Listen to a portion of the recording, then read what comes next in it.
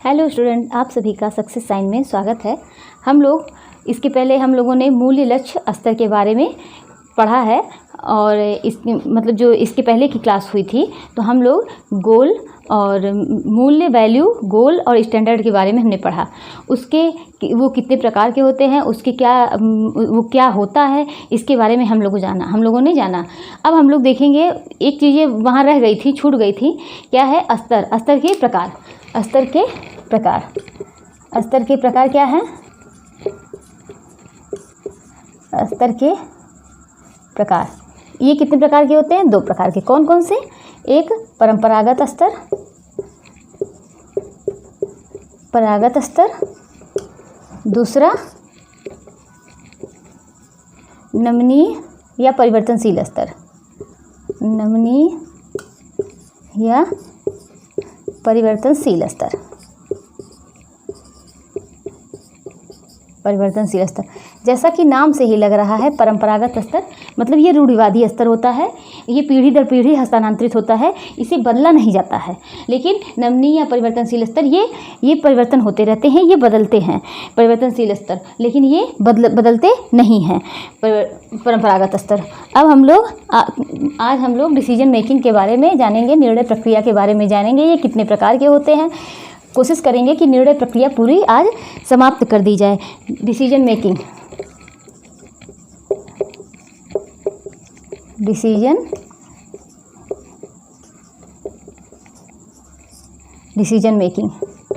निर्णय प्रक्रिया क्या है?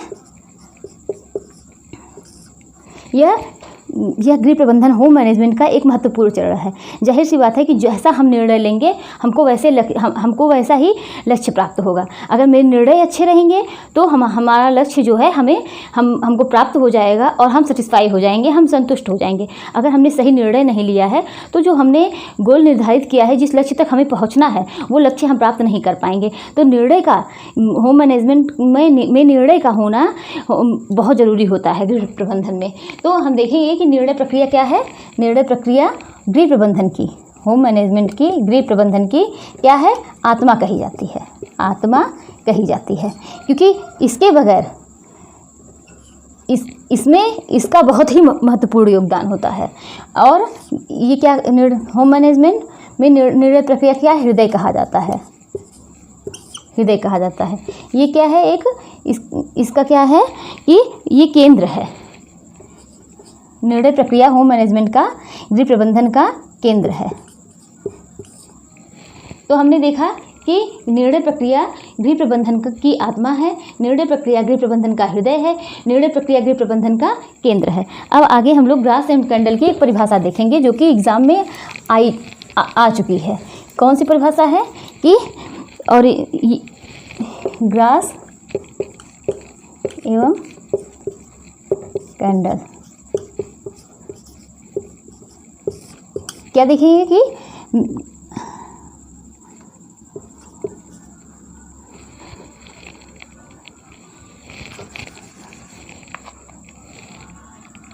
निर्णय को गृह प्रबंधन का हृदय कहा जाता है। यही क्वेश्चन आया है या कहा है ना। ग्रास एवं कैंडल ने निर्णय को किसका? गृह प्रबंधन का हृदय कहा है। और अब ऐसे भी क्वेश्चन बन सकते हैं कि गृह प्रबंधन का हृदय क्या है? निर्णय प्रक्रिया है। ठीक, निर्णय प्रक्रिया है। अब हम लोग देखेंगे कि निर्णय का शाब्दिक अर्थ क्या होता है। निर्णय का शाब्दिक अर्थ परिभाषा बहुत ही इंपॉर्टेंट है, इसको आप लोग नोट कर लीजिए।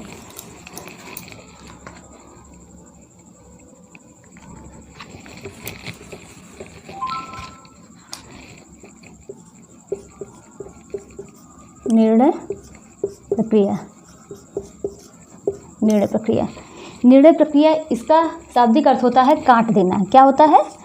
काट देना। अर्थात कई ढेर सारे मेरे पास ऑप्शन हैं, कोई भी लक्ष्य हमने निर्धारित किया है, कोई भी हमने उद्देश्य बनाया हुआ है वहाँ तक पहुँचने के लिए, तो हमने जो लक्ष्य बनाया है वहाँ तक पहुँचने के लिए हमने कई निर्णय लिए, कई ऑप्शन। जैसे हम एग्ज़ाम दे रहे हैं, हम उसके बाद उसमें 4 ऑप्शन आते हैं ना, तो हम क्या करेंगे, डिसीजन लेंगे कि इसमें कौन सा ऑप्शन सही होगा। तो और क्या करेंगे, और सारे ऑप्शन को हम लोग कट कर देंगे। हम लोग जब हाई स्कूल में पढ़ रहे थे, तो हाई स्कूल में हमने पढ़ा होगा, तो जाहिर सी बात है उसमें कई सब्जेक्ट होते हैं। तो हमने डिसीजन लिया ना, उस समय डिसीजन क्या लिया कि कौन से सब्जेक्ट हमको पढ़ना है। जिस सब्जेक्ट में हम लोगों को इंटरेस्ट रहा होगा, हमने वो सब्जेक्ट अच्छा, मतलब वो सब्जेक्ट हमने चूज़ किया, तो जिसमें से 6 सब्जेक्ट हम लोगों ने लिया। तो उसी तरीके से और सारे सब्जेक्ट को हम लोगों ने हटा दिया।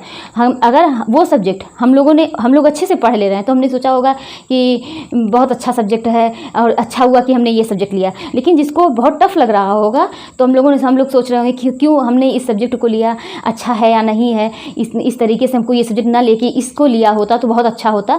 तो ये क्या है कि निर्णय लेना ये एक बहुत ही महत्वपूर्ण होता है। और क्या हम अगर अच्छा निर्णय लिए हैं, तो हम जो लक्ष्य तक पहुँचेंगे तो हम उससे सेटिस्फाई हो जाएंगे। तो इसका अर्थ होता है, निर्णय प्रक्रिया का शाब्दिक अर्थ होता है काट देना, मतलब जितने सारे ऑप्शन हैं उन सभी को हटाकर किसी एक ऑप्शन को चूज़ करना निर्णय प्रक्रिया कहलाती है। हमने क्या बताया, निर्णय प्रक्रिया क्या है कि सारे ऑप्शन को काटकर, अर्थात बाकी सारे ऑप्शन को काटकर किसी एक ऑप्शन को चूज़ करना निर्णय प्रक्रिया कहलाती है। प्रबंधन व निर्णय ये क्या होते हैं, एक सिक्के के 2 पहलू होते हैं। प्रबंधन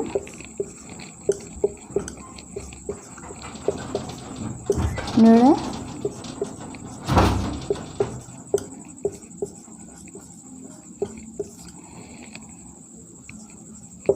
सिक्के के 2 पहलू हैं। हमने क्या देखा कि प्रबंधन व निर्णय एक सिक्के के 2 पहलू हैं, और बिना निर्णय के प्रबंधन नहीं कर सकते हैं। बिना निर्णय के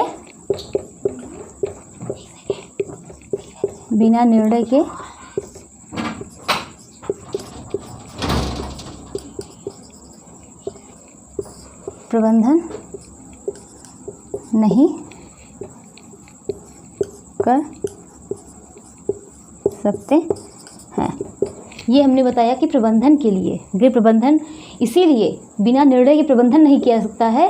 प्रबंधन के लिए निर्णय का होना बहुत ज़रूरी होता है। और हम कैसा निर्णय ले रहे हैं, अगर हम अच्छा निर्णय ले रहे हैं तो हम प्रबंधन में क्या कहा गया है कि यह एक साध्य है, यह एक साधन है, साध्य नहीं है। यह एक साधन है। क्या है, साधन है, साधन है, साध्य नहीं, साध्य नहीं। क्या बताया कि निर्णय क्या है, एक साधन है। कहाँ तक, साध्य तक, उद्देश्य तक पहुँचने का, उद्देश्य तक पहुँचने का। कि निर्णय क्या है, साधन है कहाँ तक पहुँचने का, उद्देश्य तक। साध्य मतलब उद्देश्य, उद्देश्य तक पहुँचने का। निर्णय एक साधन है। अब हम आगे देखते हैं निर्णय प्रक्रिया की एक परिभाषा और।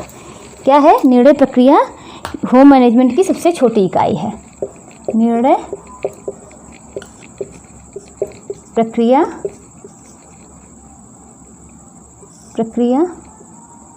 होम मैनेजमेंट यानी गृह प्रबंधन की सबसे छोटी इकाई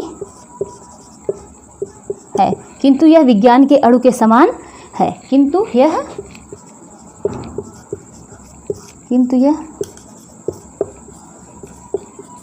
विज्ञान के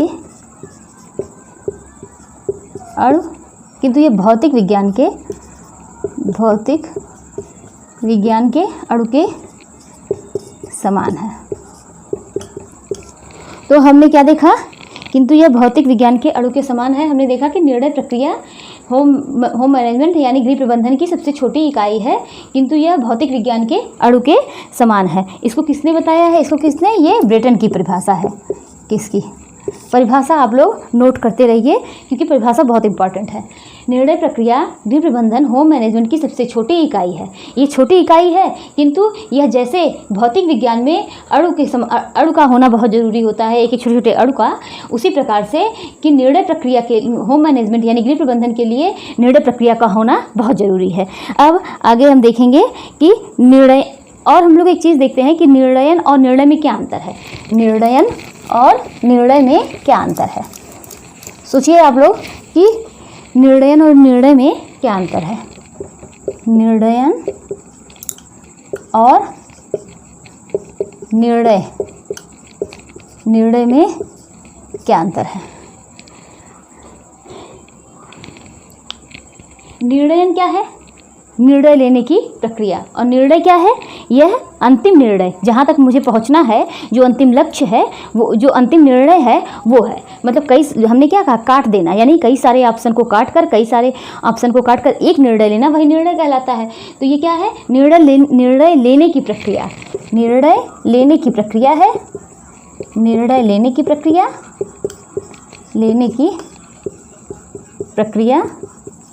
और ये निर्णय, ये अंतिम निर्णय है, अंतिम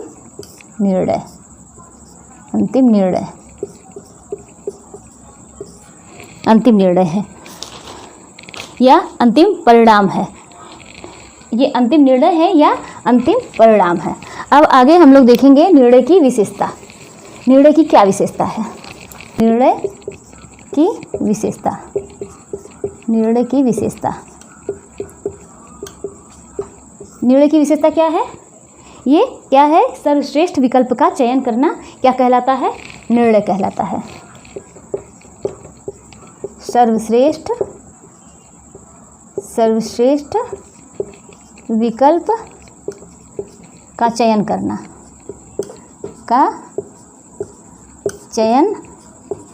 करना, यह निर्णय जो है यह एक सतत प्रक्रिया है या निरंतर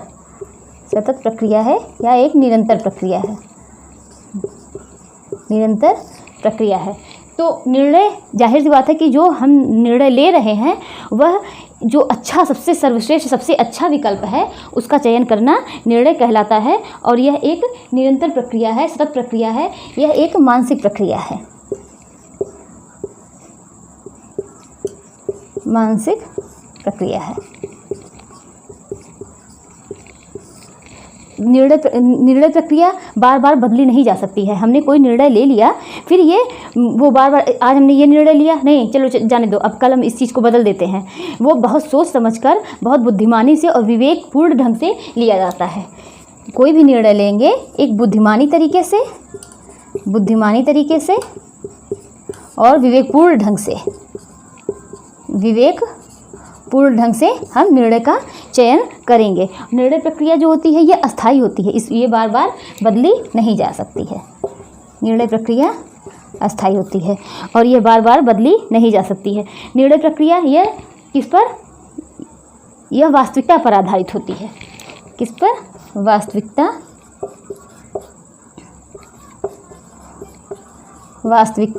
पर आधारित होती है। ऐसा नहीं है कि हम कोई निर्णय ले रहे हैं तो वो हवा में उसको ले रहे हैं, चाहे जैसे मन में आया वैसे ले लिए, नहीं, वो वास्तविकता होना चाहिए, उसमें कुछ सच्चाई होनी चाहिए, हम ऐसा निर्णय लेते हैं। निर्णय प्रक्रिया विचार विमर्श करके लेना चाहिए, ये विचार विमर्श करके लेना चाहिए, विचार विमर्श पर लेना चाहिए। अब हम क्या देखते हैं कि निर्णय प्रक्रिया, निर्णय की विशेषताएं। निर्णय प्रक्रिया क्या है, सर्वश्रेष्ठ विकल्प का चयन करना, यह एक सतत प्रक्रिया है, यह एक निरंतर प्रक्रिया है और यह एक मानसिक प्रक्रिया है। बुद्धिमानी और विवेकपूर्ण ढंग से निर्णय प्रक्रिया का चयन करना चाहिए। यह निर्णय प्रक्रिया अस्थायी होती है, वास्तविकता पर आधारित होती है और विचार विमर्श करके होती है। अब हम देखेंगे निर्णय प्रक्रिया के चरण। निर्णय प्रक्रिया के चरण को देखेंगे। ये जो क्वेश्चन जो हम आप लोगों को पढ़ाने जा रहे हैं, निर्णय प्रक्रिया के चरण, इसमें से भी क्वेश्चन आ चुका है। क्या, निर्णय प्रक्रिया के जिस तरीके से हम लोग आयोजन के चरण को पढ़े, नियंत्रण के चरण को पढ़े, संगठन के चरण को पढ़े, सेम उसी तरीके से हम लोग निर्णय प्रक्रिया के चरण को पढ़ेंगे। निर्णय प्रक्रिया के चरण क्या, समस्या को जॉन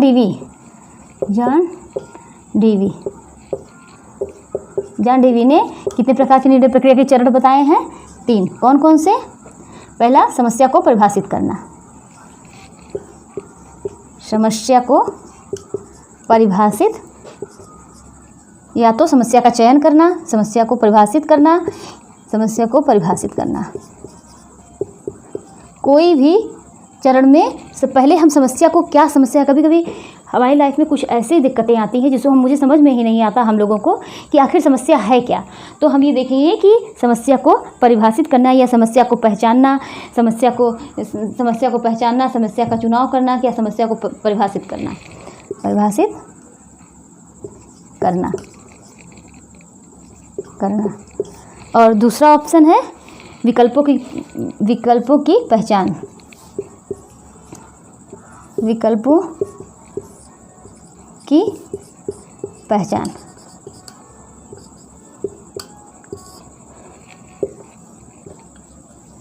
तीसरा ऑप्शन क्या है? पहला क्या है? समस्या को परिभाषित करना, दूसरा विकल्पों की पहचान, समस्या को परिभाषित करना, विकल्पों की पहचान, और तीसरा सर्वोत्तम, जो कई सारे विकल्प हैं उन सभी को देखेंगे। फिर पहले देखेंगे क्या समस्या है, उसको समझेंगे, फिर ये देखेंगे कि विकल्पों की पहचान करेंगे कि विकल्प कितने विकल्प हैं। कई सारे विकल्प हमारे सामने आएंगे कि ये नहीं, इस चीज़ के लिए ये करें किस तरीके से। जैसे हम लोग पढ़ाई कर रहे होंगे, या तो हम लोग जब हाई स्कूल में, इंटर में सब्जेक्ट का चुनाव कर रहे होंगे, तो हम लोग सोचते होंगे कि नहीं, ये सब्जेक्ट ले लें, ये सब्जेक्ट ले लें। तो हम लोगों के लिए क्या है, समस्या हम लोगों के लिए क्या थी कि हम लोग जो सब्जेक्ट लेके चले वो आगे हम लोगों के लिए, वो कम से उसको पढ़ के हम कहीं एक अच्छी पोस्ट पे पहुंच सकें। वो मेरी एक समस्या थी। अब हम लोग क्या देखेंगे, समस्या को समझ लिए। अब विकल्पों की पहचान, हम लोग, मेरे सामने इतने सारे सब्जेक्ट हैं, उसमें से हम लोगों ने सब्जेक्ट का चुनाव किया, हम लोगों ने 6 सब्जेक्ट लिए। वो विकल्पों की पहचान, कई सारे विकल्प थे, वो विकल्पों की पहचान करना था।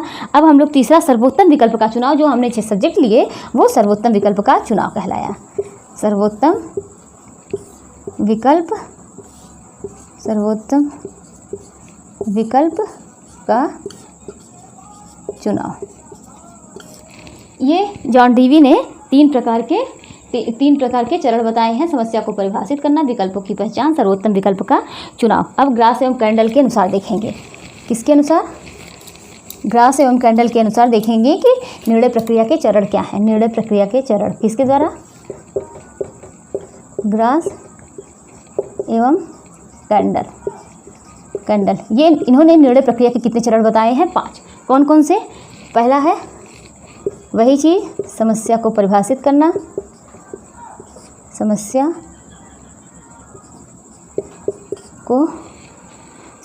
को परिभाषित करना, समस्या को परिभाषित करना, वैकल्पिक समाधान को ढूंढना, वैकल्पिक समाधान ढूंढना, और वैकल्पिक समाधान ढूंढना, और विकल्प पर चिंतन करना, एक विकल्प पर चिंतन करना,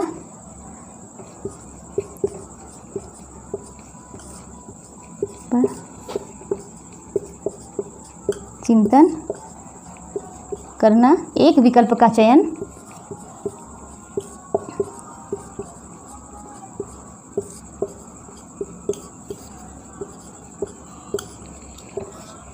कितना हुआ? 1 2 3 4, और 5वां क्या है कि उत्तरदायित्व को स्वीकारना।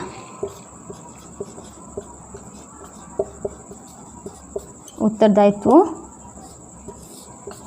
को स्वीकारना। हमने क्या देखा कि ग्रास एवं कैंडल ने 5 दिए हैं, और जॉन डेवी ने 3 दिए हैं। ग्रास एवं कैंडल का क्या है?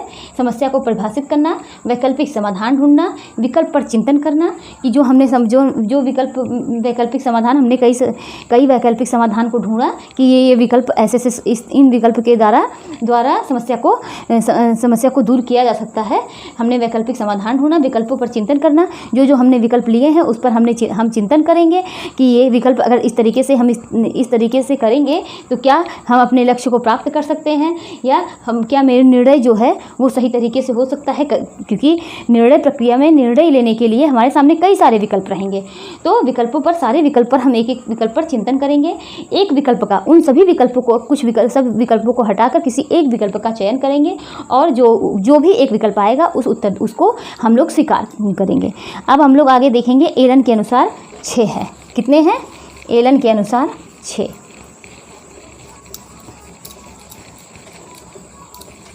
एलन ने निर्णय प्रक्रिया के कितने चरण बताए हैं?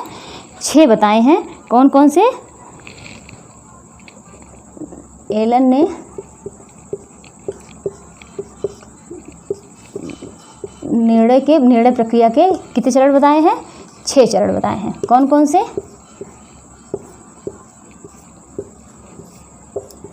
समस्या प्रकट होने की अवस्था, समस्या प्रकट होने की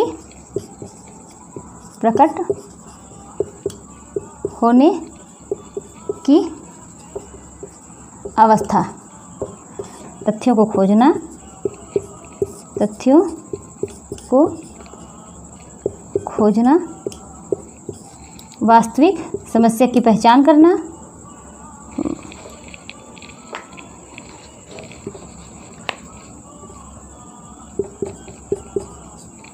वास्तविक समस्या की पहचान,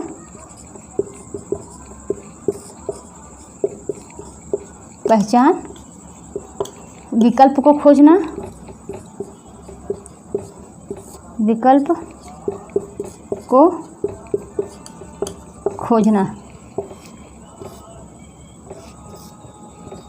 उत्तम विकल्प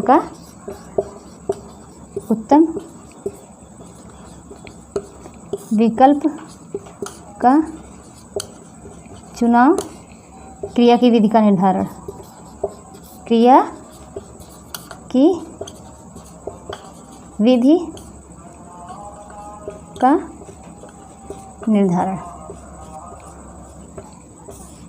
हमने किसके अनुसार देखा?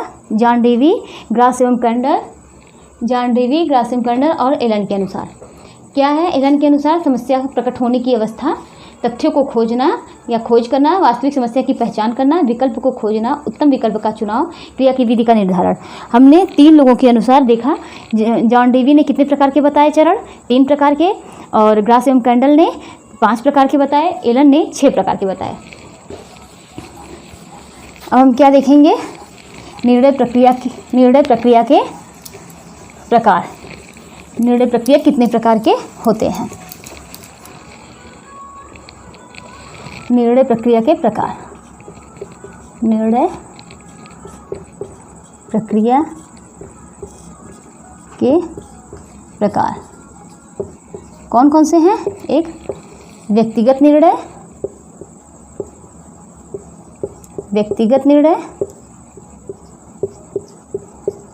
ये सामूहिक निर्णय।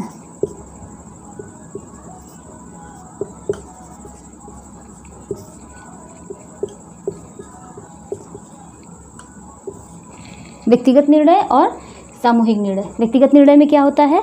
व्यक्तिगत निर्णय में हम ये देखते हैं कि व्यक्ति अपने लिए खुद के लिए निर्णय लेता है। इसको लेना आसान होता है, इसमें किसी का हस्तक्षेप नहीं होता है। लेकिन सामूहिक निर्णय लेने में थोड़ा सा समय लगता है। लेकिन अगर हम पूछें कि इन दोनों निर्णय में सबसे अच्छा निर्णय कौन सा माना जाता है, तो क्या बताएंगे? सामूहिक निर्णय में और व्यक्तिगत निर्णय में सबसे अच्छा निर्णय कौन सा माना जाता है? सामूहिक निर्णय, क्योंकि इसको लेने के लिए कई लोगों के और सामूहिक सबके कई लोगों के लिए लिया जाएगा। और व्यक्तिगत निर्णय ये खुद के लिए लिया जाता है, इसमें किसी का हस्तक्षेप नहीं होता है। क्या देखेंगे? किसी का हस्तक्षेप नहीं होगा। और सामूहिक निर्णय में इसका उल्टा, इसमें हस्तक्षेप होगा। एक दूसरे को सब लोग कहेंगे कि नहीं, इस तरीके से नहीं, इस तरीके से करो, तो ये सामूहिक निर्णय होता है। ये आसान होता है। आसान होता है। ये शीघ्र निर्णय लिया जा सकता है, शीघ्र निर्णय लिया जा सकता है। ये आसान नहीं होता, इसमें एक दूसरे का हस्तक्षेप होता है, आसान नहीं, और हस्तक्षेप होता है।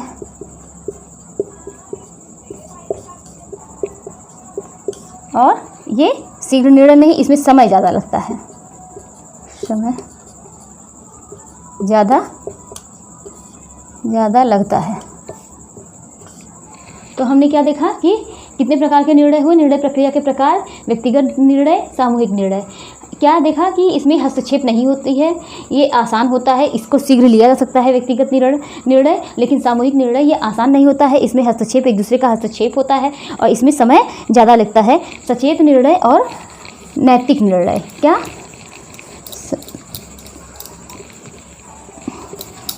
और हम लोग देखेंगे, यहाँ से भी क्वेश्चन आ चुका है। सचेत निर्णय,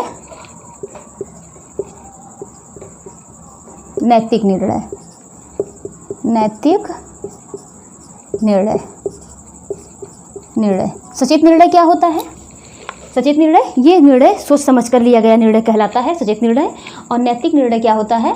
यह निर्णय, इसको आदतजन्य निर्णय कहते हैं। क्या कहते हैं? यही क्वेश्चन आया है, आदत जन्य निर्णय।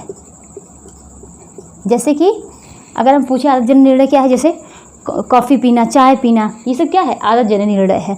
तो सचेत निर्णय, नैतिक निर्णय, ये निर्णय, नैतिक निर्णय। सचेत निर्णय क्या होता है? ये सोच समझ कर लिया गया निर्णय होता है। और नैतिक निर्णय ये आदत जन्य निर्णय होता है। सचेत निर्णय, नैतिक निर्णय। अब बड़े निर्णय और छोटे निर्णय, बड़े निर्णय और छोटे निर्णय। छोटे छोटे निर्णय हम आसानी से पूरे कर लेते हैं। जैसे आज खाने में क्या बनना है, क्या बनाएंगे, या तो अभी हम कहीं गए हैं, मार्केट गए हैं, हमको पेन लेनी है, कौन सी पेन लें। ये सब छोटे छोटे निर्णय हैं जो कि जीवन में हम लोग प्रतिदिन करते हैं, प्रतिदिन लेते हैं इस निर्णय को। लेकिन बड़े निर्णय लेने के लिए हमको इसको पूरा करने में भी समय लगता है। बड़े निर्णय क्या होते हैं? ये जैसे हमको मकान बनवाना है, मुझे गाड़ी लेनी है, तो ये ऐसा तो है नहीं है कि आज हमने सोच लिया तुरंत हम ले लिए, नहीं, इसमें समय लगता है। तो बड़े निर्णय होते हैं और छोटे निर्णय। उसके बाद अल्पकालिक निर्णय और दीर्घकालिक निर्णय। अल्पकालिक और दीर्घकालिक निर्णय, दीर्घकालिक निर्णय। अल्पकालिक निर्णय क्या होता है? ये कम समय के लिए या तो थोड़े समय के लिए लिया गया निर्णय होता है। दीर्घकालिक या लंबे समय के लिए लिया गया निर्णय कहलाता है। अब हम देखेंगे कि नियोजित निर्णय और अनियोजित निर्णय कौन से?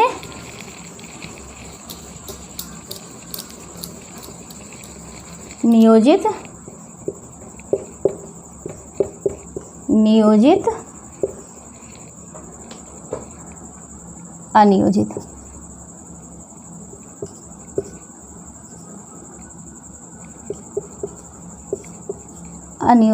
नियोजित निर्णय, अनियोजित निर्णय। नियोजित निर्णय ये पहले से तय करके बनाए गए निर्णय होते हैं। और अनियोजित निर्णय ये एकाएक ले लिए जाते हैं, इसमें कोई योजना बनाई नहीं गई होती है। यह पहले से तय करके बनाए गए, या तो योजना बना कर ली गई निर्णय, और यह इसमें योजना नहीं बनाई जाती है, कोई योजना नहीं रहती है, यह पहले से तय नहीं रहता है, ऐसे निर्णय होते हैं। अब केंद्रीय निर्णय और सहायक निर्णय, केंद्रीय निर्णय और सहायक निर्णय।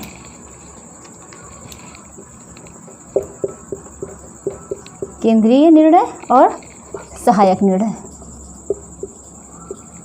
इसमें मुख्य कौन सा होता है? केंद्रीय निर्णय होता है। कौन सा? इसमें मुख्य सहायक निर्णय और केंद्रीय निर्णय में मुख्य कौन सा होता है? केंद्रीय निर्णय और सहायक निर्णय में मुख्य कौन सा होता है? केंद्रीय निर्णय होता है। इसको लेने के लिए इस निर्णय की आवश्यकता होती है। केंद्रीय निर्णय को लेने के लिए सहायक निर्णय की आवश्यकता होती है। किसकी? इसकी। अब आगे देखेंगे हम लोग कार्यात्मक निर्णय और कार्यक्रमात्मक निर्णय।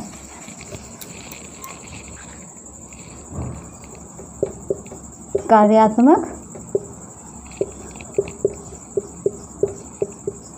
निर्णय,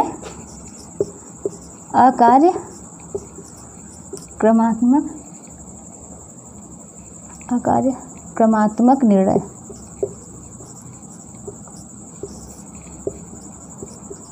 निर्णय। कार्यात्मक निर्णय ये एक प्लानिंग के द्वारा होती है ये निर्णय, और ये कार्यक्रमात्मक निर्णय, इसमें कोई प्लान नहीं होता है। कार्यात्मक निर्णय क्या होता है, ये एक प्लानिंग के द्वारा होती है, इसमें कोई प्लान नहीं होता है। अब आगे आपातकालीन निर्णय, कौन सा एक और निर्णय है, आपातकालीन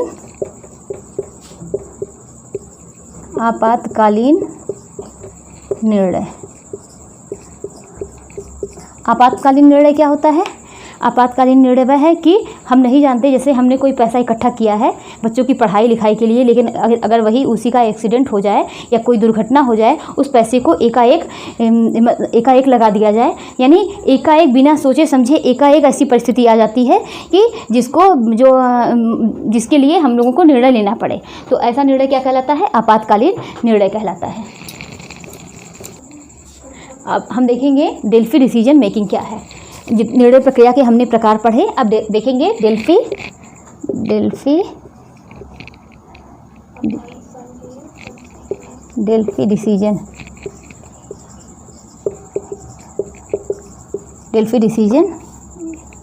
डिसीजन क्या है। डेल्फी डिसीजन यह ऐसी समस्या है, डेल्फी डिसीजन निर्णय लेने की ऐसी प्रक्रिया है कि जो समस्या के समाधान करने की प्रक्रिया होती है, इसमें समस्या है उसके विषय विशेषज्ञ मौजूद होंगे, लेकिन वो आमने सामने मौजूद नहीं होते हैं। तो क्या है ये डेल्फी डिसीजन मेकिंग, ये समस्या, इसमें जो समस्या होती है, जो समस्या होगी, इसके क्या होंगे, जो विषय विशेषज्ञ होगी, जिस टॉपिक की समस्या है, जो समस्या है उसके विषय विशेषज्ञ होंगे तो लेकिन वो सामने नहीं हो सकते हैं। ये फ़ोन के द्वारा, ईमेल के द्वारा और पेपर के द्वारा, रेडियो के द्वारा किसी तरीके से आपकी समस्या का समाधान करेंगे, लेकिन यह आमने सामने नहीं होते हैं। ये दूर से की जाने वाली समस्या का दूर से आपकी समस्या का समाधान करेंगे, दूर से समस्या का समाधान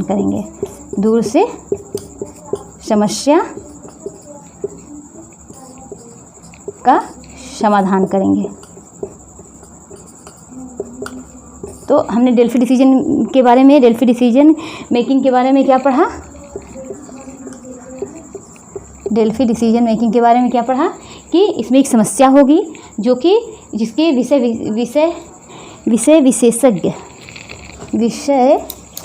यहाँ विशेषज्ञ रहेगा, विषय विशेषज्ञ होंगे। ऐसी कोई समस्या होगी जिसके विषय विशेषज्ञ होंगे और वह आपके सामने नहीं होंगे, दूर से समस्या का, आपकी जो समस्या है वो दूर से समस्या का समाधान करेंगे, डेल्फी डिसीजन मेकिंग कहलाती है। अब आगे हम लोग देखेंगे निर्णय प्रक्रिया को प्रभावित करने वाले कारक। निर्णय प्रक्रिया को प्रभावित करने वाले कारक क्या हैं। निर्णय प्रक्रिया को प्रभावित करने वाले कारक, निर्णय प्रक्रिया को प्रभावित करने वाले कौन से हो सकते हैं। यह पारिवारिक आय भी हो सकती है, पारिवारिक आय। क्यों? क्योंकि हम कोई निर्णय ले रहे हैं, हमें कहीं शादी पार्टी में कहीं भी जाना है, हमको कौन से कपड़े पहनने हैं, जाहिर सी बात है कि मेरे घर की आय कैसी, मेरे घर की इनकम कैसी है, मेरे घर की आय कैसी है, उसी हिसाब से हम निर्णय लेंगे। नहीं हम अच्छे बहुत महंगे कपड़े पहन के जाएं, बहुत सस्ते कपड़े पहन के जाएं, मेरे पास पैसे नहीं रहेंगे, पारिवारिक आय अच्छी नहीं होगी, तो हम सस्ते कपड़े पहन के जाएंगे। संस्कृति और महत्वाकांक्षा, संस्कृति भी इस पर निर्णय पर प्रभाव डालती है, क्योंकि हर धर्म की संस्कृति अलग अलग होती है। तो मेरी संस्कृति जिस प्रकार से रहेगी हम उसी हिसाब से निर्णय लेंगे। संस्कृति व महत्वाकांक्षा,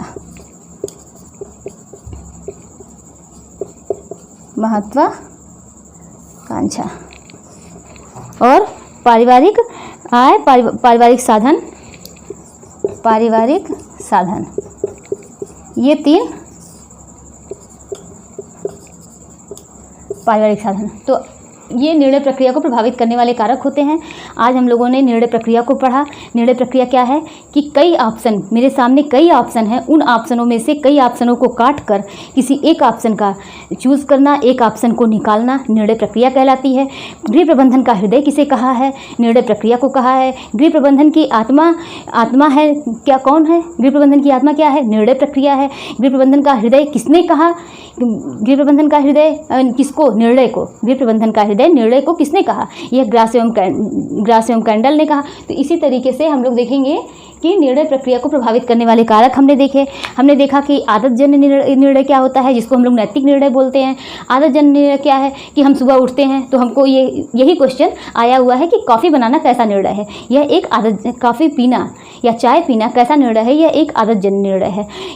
हम उठते हैं, ये कोई ऐसा तो है नहीं कि नहीं हमारे लिए फ़ायदेमंद है, लेकिन हम उठते हैं सुबह, ऐसी धारणा ऐसी बन गई कि नहीं मुझे चाय पीना है, मुझे कॉफ़ी पीना है, मॉर्निंग में पिया जाता है, ये मेरी एक आदत है। सुबह उठ के ये घर में औरतें क्या है कि नहीं झाड़ू लगाना है, घर में झाड़ू नहीं लगा है तो ये घर सही नहीं, जब तक लगा नहीं लेंगे, जब तक हम घर को खाना बनाएंगे, जब तक खाना बना नहीं लेंगे तब तक हम अपने कार्य को समाप्त नहीं मानेंगे। तो ये क्या है? ये आदतजन्य है, ये हमारे आदत में है कि हम इसको करेंगे, ये ऐसा करना है, हमको रेगुलर नहाना है, ये आदतजन्य निर्णय है।